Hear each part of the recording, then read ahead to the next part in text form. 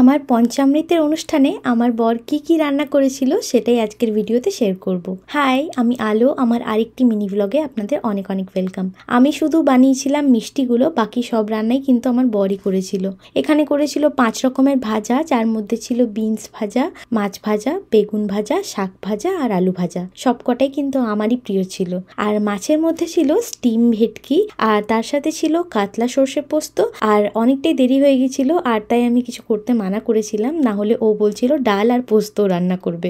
আরেকটা দোকান থেকে ও আমার জন্য বগুড়ার দইও নিয়ে এসেছিল। আর হ্যাঁ, তার সাথে ছিল পায়েস। আর আমার বানানো 5 রকমের মিষ্টি ছিল, তার মধ্যে ছিল চমচম, সাদা রসগোল্লা, নলেন গুড়ের রসগোল্লা, আর আইসক্রিম সন্দেশ আর জলভরা সন্দেশ। এইগুলো আমি তার আগের দিনই বানিয়ে রেখেছিলাম। প্রত্যেকটা জিনিস ও এত স্নেহ আর ভালোবাসা দিয়ে রান্না করেছিল, খারাপ হয় কিভাবে বলুন তো? আমার এত তৃপ্তি বোধহয় খুব কম হয়েছে জীবনে। যে সব সময় নিজেই রান্না করে, তাকে যদি কেউ কোনোদিন দুটো সেদ্ধ ভাতও করে খাওয়ায়, সেটাই অমৃত লাগে তার কাছে। আর এই তো আমার কাছে পঞ্চব্যঞ্জন। তো এই তো ছিল আজকে shorts. Follow for more, by.